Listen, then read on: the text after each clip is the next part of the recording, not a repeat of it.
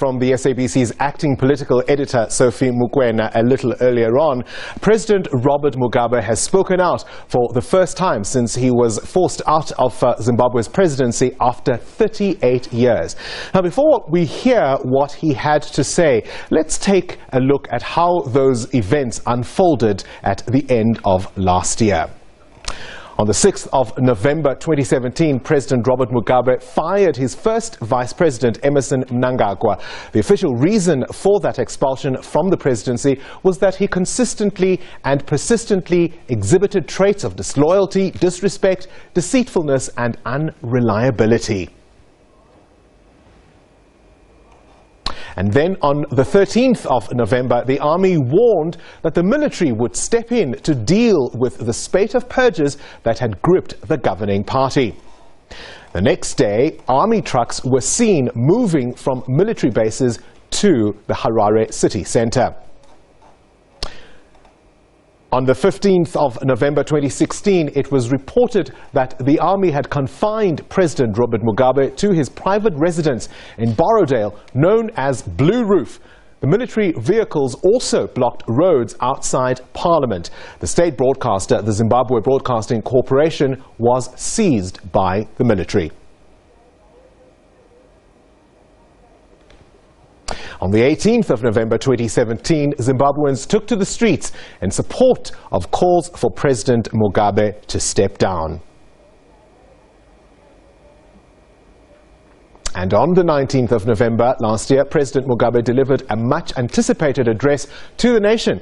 He'd been expected to resign, but he did not. This was the same day his party, ZANU-PF, dismissed him as its leader. ZANU-PF's Central Committee held an emergency meeting and resolved to recall President Mugabe as party leader, and they replaced him with the then recently fired Vice President Emmerson Mnangagwa. The party nominated Mnangagwa as ZANU-PF's interim president, first secretary and presidential nominee for the 2018 election slated for July-August later this year. And on the 21st of November, Mugabe resigned as the president of the country after 37 years in power. He'd been in power since independence in 1980, when he won that inaugural election and became prime minister. Speaker of Zimbabwe's National Assembly, Jacob Mudenda, read Mugabe's resignation letter to legislators who had begun the impeachment process against the former president. 3 days later, Emmerson Mnangagwa was sworn in as president. So, former President then Robert Mugabe has called for dialogue following the events that led to his resignation last year. He spoke for the first time to the media about his removal from office. Speaking in Harare, the former leader says he's still aggrieved by what transpired at the end of last year. On my side, I always had Emmerson Mnangagwa. I brought him in to government. But I never thought he whom I had nurtured and brought into government and whose life I had worked so hard in prison to save, as he was threatened with hanging, that one day he would be the man who would turn against me. But there it was, there it is. It happened on the 15th of November. He was assisted by the army. I said it was a coup d'etat. Some people have refused to call it a coup d'etat. And what happened? He could never have assumed the presidency of the country without the army. It's the army which assisted him. The army made sure that the other organs of state were neutralized, completely neutralized. They neutralized the Central Intelligence Organization, many of whose members were bashed with heads cracked, and this is not an exaggeration. Some of them are missing to this day. Their guns were taken away from them. The police had their armory completely emptied. Their guns had gone, disappeared. Who had taken them? The army. And then in our environment rolled what we never knew we had, some tanks. Oh, did we have these tanks? I was told they are ancient ones. 1914 to 1918 tanks. T-63 or 60 something. There they were rolling, armored cars running, and people not allowed to move from one place to another unless they got the permission of the army. Searches were taking place, left, right, and center.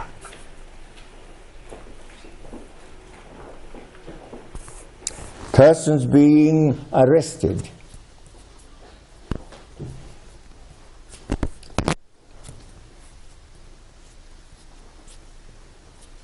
It was truly a military takeover. There was no movement permissible unless that movement was checked and allowed by the army. That's what it was. I don't know what you would want to call it.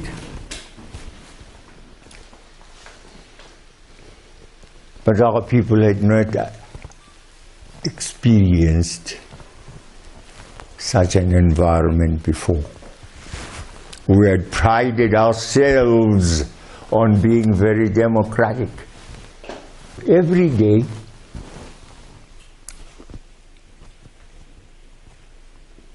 those young men and women we have are being called one by one to be asked very silly questions.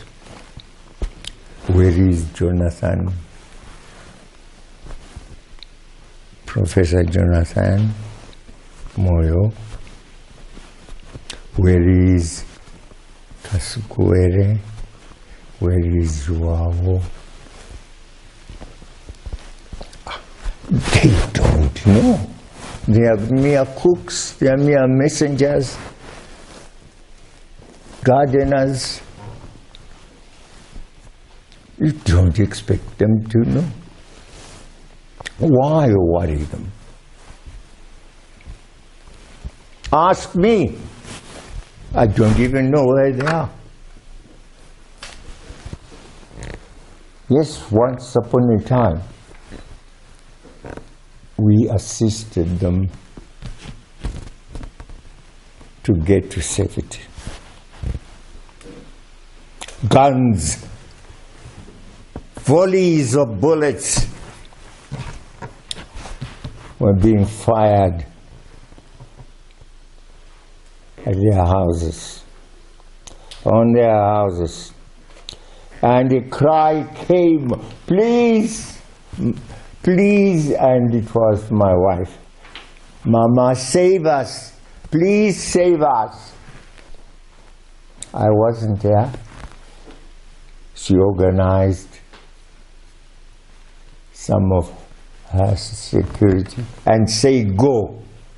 Go and save them.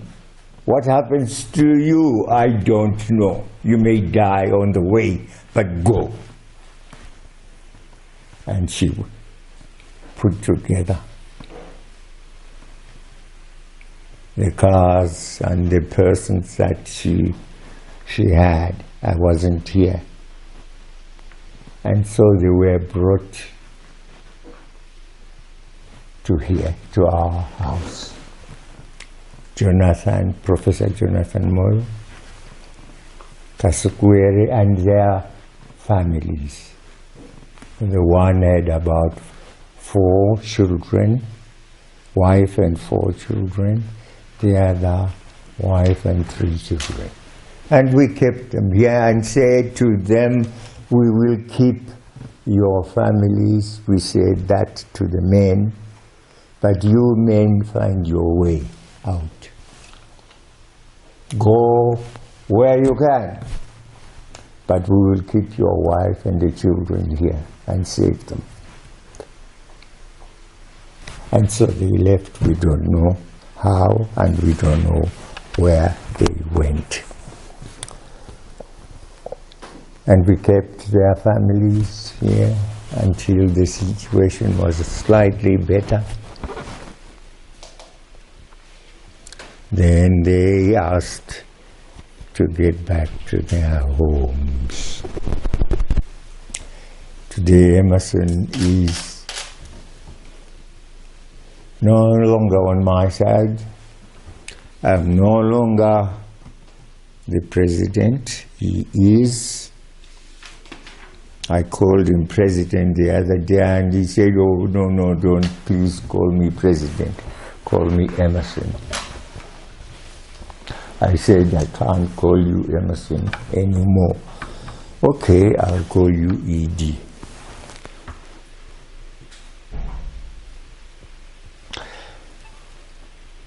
And you're coming here, we hope, will get the views I have published. I don't hate Emerson. I brought him into government. I would want to work with him, but he must be proper. He is improper where he is. Illegal.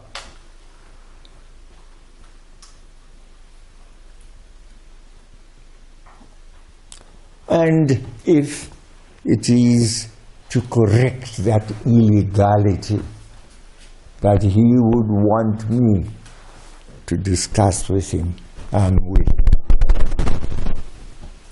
We must undo this disgrace which we have imposed on ourselves. We don't deserve it. We don't deserve it. Please, we don't deserve it. Zimbabwe doesn't deserve it. We want to be a constitutional country. Yes, we may have our shortcomings here and there, but overall, we must obey the law, become constitutional. People must be chosen to be in government in the proper way. I will discuss. I'm willing to discuss. I'm willing to assist in that process. But I must be invited, properly invited, for that discussion. Currently, I am isolated. And I'm glad I have your company.